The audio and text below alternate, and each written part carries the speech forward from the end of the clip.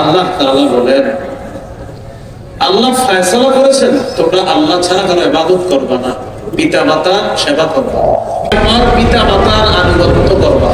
এটা হলো 2 নাম্বার উপদেশ। পিতা মাতার নাফরমানি করা হারাম, আল্লাহ হারাম করেছেন। ওয়া বিল ওয়ালিদাইনি ইহসানা, 10 উপদেশের মধ্যে 2 নম্বর উপদেশ হলো পিতা মাতার সেবা করবা, পিতা মাতার নাফরমানি করবা। সহিহ বুখারীর বর্ণনা 3004 নম্বর হাদিস।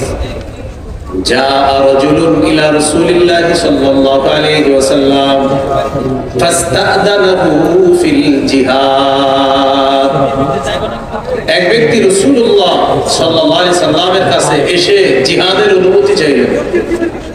قال رسول الله صلى الله عليه وسلم أحي والداك، তোমার পিতামাতা জীবিত আছে? তিনি জবাব দিলেন, জি আমার পিতামাতা জীবিত আছে। فقال رسول الله صلى الله عليه وسلم ففيهما فجاهد، পিতামাতার সেবা করার মাধ্যমে জিহাদ করো। তুমি পিতামাতার সেবা করো, এটাই তোমার জন্য জিহাদ। নবীজির কাছে জিহাদের অনুমতি চাইতে আসলেন। নবীজি বললেন, পিতামাতা এরা কি জীবিত আছে? সাহাবী বললেন, জি হুজুর জীবিত আছে। রাসূলুল্লাহ পিতা মাতা সেবা করো, তাদের সেবা করার মাধ্যমে তুমি জিহাদ করো। আল্লাহ আমাদের সকল সন্তানদেরকে মা বাবার খেদমত করার তৌফিক দান করেন। মুসনাদ আহমদ হাদিসের কিতাব 15538 নম্বর হাদিস। রাসূলুল্লাহ সাল্লাল্লাহু আলাইহি সাল্লামের একজন সাহাবীর নাম হলো, নামটা বলি ট্রেনটা যা মনে রাখতে যদি পারেন, নাম হলো জাহিমা। কি নাম? আবার বলেন কি নাম?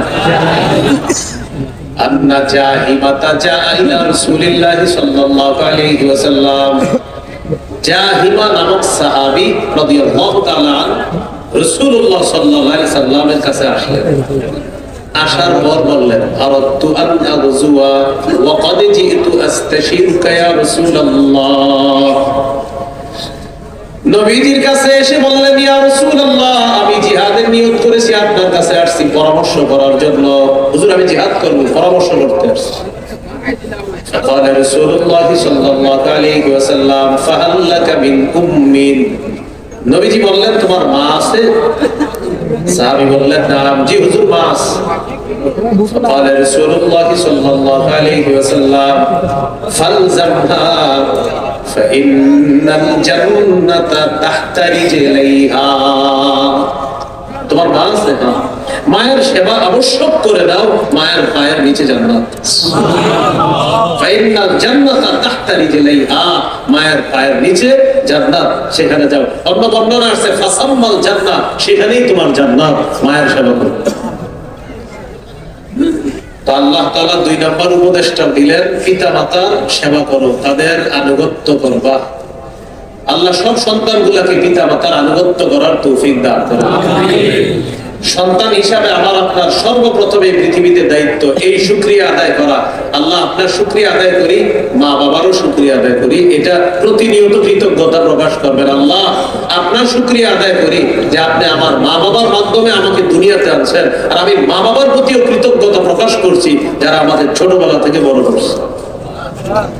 এই ব্যাপারে সূরা লুকমানের 14 নম্বর আয়াতে আল্লাহ হুকুম করছেন, وَوَصَّيْنَا الْإِنسَانَ بِوَالِدَيْهِ حَمَلَتْهُ أُمُّهُ وَهْنًا عَلَى وَهْنٍ وَفِصَالُهُ فِي عَامَيْنِ أَنِ اشْكُرْ لِي وَلِوَالِدَيْكَ। আল্লাহ তাআলা বলেন, মানুষকে আমি হুকুম করলাম পিতামাতার আনুগত্য করার জন্য। হামালাতহু উম্মুহু ওয়াহনান আলা ওয়াহনিন, মা তার সন্তানকে কষ্টের পর কষ্ট সহ্য করে পেটে ধারণ করেছে। ওয়া ফিসালুহু ফি আমাইন, এরপর সন্তান দুনিয়াতে আসার পর 2 বছর দুধ পান করানোর পর 2 বছর পর তার দুধ ছাড়িয়েছে। ওয়া ফিসালুহু, তার দুধ ছাড়ানো হয়েছে, ফি আমাইন, 2 বছরে। আল্লাহ বলেন অতএব আনিশ করলি তুমি আমার কৃতজ্ঞতা প্রকাশ করো, ওয়ালি ওয়ালিদাই তোমার মা বাবার কৃতজ্ঞতা প্রকাশ করো। তাহলে মা বাবার কৃতজ্ঞতা প্রকাশ করা এটা সন্তান হিসাবে প্রতিটা সন্তানের দায়িত্ব, কর্তব্য। আল্লাহর শুকরিয়া আদায় করা, মা বাবারও কৃতজ্ঞতা প্রকাশ করা। আল্লাহ তৌফিক দান করেন। সূরা বনী ইসরাঈল 23, 24, 25 নম্বর আয়াতে আল্লাহ বলেন, আউযু বিল্লাহি মিনাশ শাইতানির রাজীম, وقضى ربك ألا تعبدوا إلا إياه وبالوالدين إحسانا। তোমার রব ফয়সালা করেছেন, সিদ্ধান্ত নিয়ে ফেলেছেন তোমরা আল্লাহ ছাড়া কারো ইবাদত করবা না। وبالوالدين إحسانا, এই সিদ্ধান্ত করে ফেলেছেন মা বাবার সেবা করবা, তাদের নাফরমানি করবা না। إما يبلغن عندك الكبر أحدهما أو كلاهما فلا تقل لهما أف ولا تنهرهما وقل لهما قولا كريما। আল্লাহ তাআলা বলেন, আল্লাহ ফয়সালা করেছেন তোমরা আল্লাহ ছাড়া কারো ইবাদত করবা না, পিতা মাতা সেবা করবা। ইম্মা ইয়াবলুগান্না ইনদাকাল কিবারা আহাদুহুমা আও কিলাহুমা, তোমার কাছে যদি তোমার মা বাবার দুইজনের একজন অথবা দুইজন বার্ধক্যে পৌঁছে যায়, বার্ধক্যে উপনীত হয়, বুড়া বুড়ি বৃদ্ধ বৃদ্ধা হয়ে যায়, খুব বুঝবেন এই জায়গাটা, ফালা তাকুল্লাহুমা উফ, তাদেরকে উফ শব্দটা বলবো না। বলেন সবাই, কি বলবো না? আবার বলেন উফ। উফ দ্বারা কি উদ্দেশ্য? উফ দ্বারা দুটি উদ্দেশ্য। বলেন আমার সাথে, তাহলে মনে থাকবে। বলেন, বিরক্তি প্রকাশ করব না, অথবা বিরক্তি সূচক কোন শব্দ মুখে উচ্চারণ করব না। এটা হলো উফের ব্যাখ্যা। তাদের সামনে উফ বলবো না। মা বাবা বৃদ্ধ বৃদ্ধা হয়ে যাওয়ার পর এক কথা বারবার বলতে পারে, বয়সের ভারে এক কথা বারবার বললে সাধারণত আরেকজনের মেজাজ খারাপ হয়। আপনার মা বাবা যদি এক কথা বারবারও বলে, বিরক্তি প্রকাশও করবেন না, বিরক্তি সূচক কোন শব্দ মুখে আনবেন না। কেন? কারণ শৈশবে ছোটবেলায় আপনিও এক কথা 100 বার বলছেন, তারা কখনো বিরক্ত হয় না। তাই বৃদ্ধ বৃদ্ধা হওয়ার পর তারাও যদি এক কথা 100 বার বলে, আপনি বিরক্ত হতে পারবেন না। মা বাবা বৃদ্ধ বৃদ্ধা যখন হয়ে যায়, শিশুর মতো হয়ে যায়, এক কথা আইসক্রিম খাইতে চায়, চিপস খাইতে চায়, বৃদ্ধ বৃদ্ধা হইলে, এর মানে এখন শিশুর মতো হয়ে গেছে।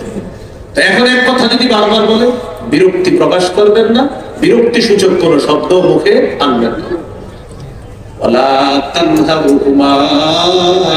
তাদেরকে ধমক দিবা না, সাবধান, এটা তো করবেনই না।